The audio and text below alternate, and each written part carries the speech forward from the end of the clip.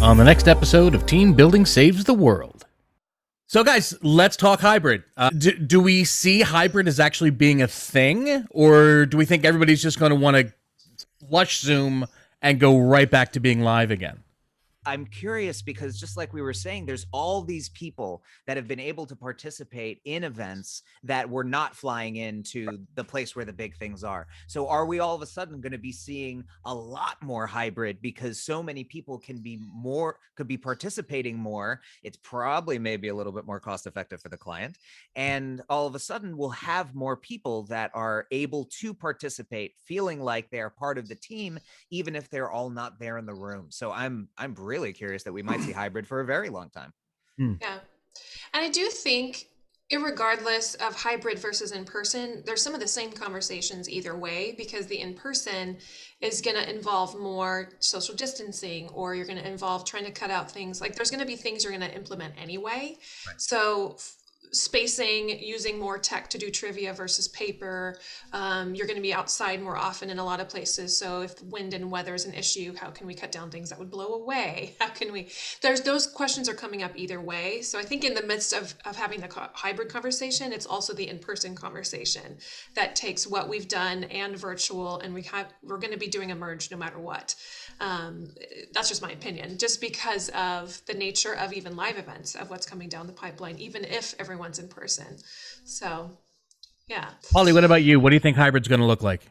Yeah, I think that we're going to have to find ways to, for people that either aren't comfortable yet to get into big groups, or people that are in different regions that maybe it isn't cost effective or just can't make it, that we're going to have to find a way to be inclusive of them as part of the event. So whether that's still using some type of video with a feed to what's going on live in the room, or somehow connecting them to a team where they can be helping with any of the pieces.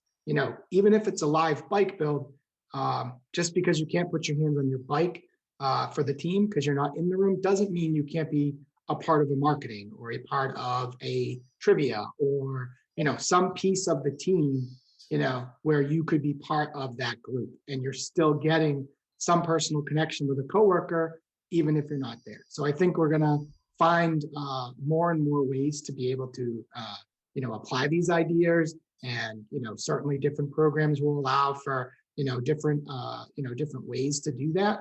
But I think, as writers, as, facilitators, we're going to have to be thinking of this. We're going to have to find ways, to keep rolling with it and see what's new, what's the best way, and then get feedback. I mean, we're going to be in hybrid for a while and finding ways to mix and match what we've been doing and what we were doing. But I do want to get back on the road. I'm looking forward to big hybrid. Yeah. That's it. Hello, team. Thanks for watching all the way to the end of that video. If you'd like to hear more from that podcast, you can follow the link down in the doobly-doo below.